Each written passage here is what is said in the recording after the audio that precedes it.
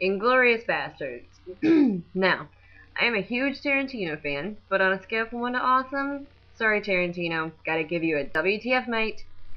First of all, it's marketed as this dark black comedy, which of course you expect from Tarantino, but you don't expect them to market Brad Pitt to be the absolute main character of the movie, and English to be the majority of what is being spoken in the movie, when that is totally not the case.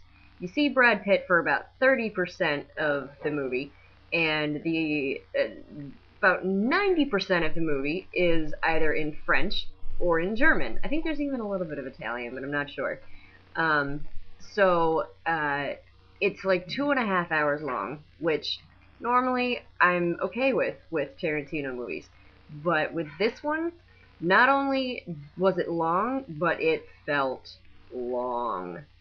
Um, it was very hard to follow because not only was it 90% subtitles, but there are a lot of characters in the movie that were casted that looked very similar, had similar character traits, and so, like, you're sitting there thinking, oh, okay, it's this person. No, wait, that person doesn't speak German, that person speaks French, so it can't be that person, but it really looks like that person. But that chick, she was with that guy, but now she's with this guy, and oh no, it's a different chick.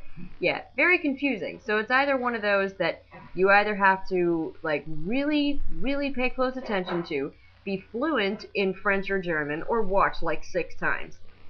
I will give him kudos for a couple things. Number one, casting Eli Roth in the movie. He was a producer, writer for Hostel, Cabin Fever. He worked with Tarantino and Grindhouse.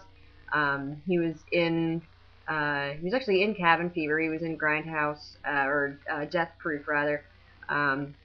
So, gotta give him kudos on that. Eli Roth is really cool.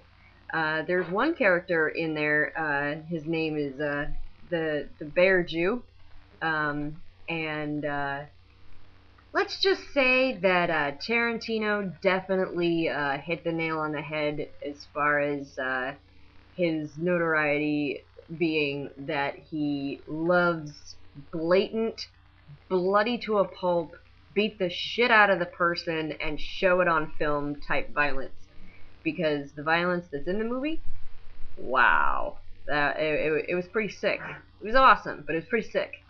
Um, and let's see, there's a character Hugo. He didn't really get much, face time in the movie, but he was a pretty important character.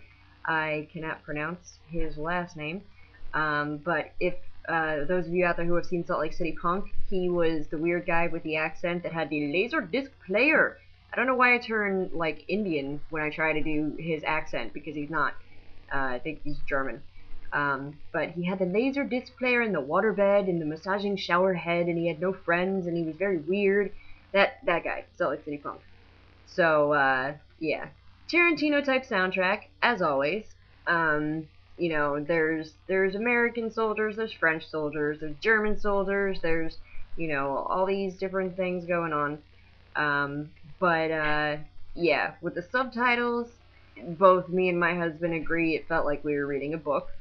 And like I said, unless you are fluent in any one of those languages besides English, and you are really good at being able to pay attention while subtitles are going on, which go by really fast in some of the parts of the movie, you're gonna have to watch it a couple times for you to actually, like, get it. So, unfortunately, I'm sorry, Tarantino, you haven't let me down in the past, but I gotta say, with this one, definitely give it a WTF night.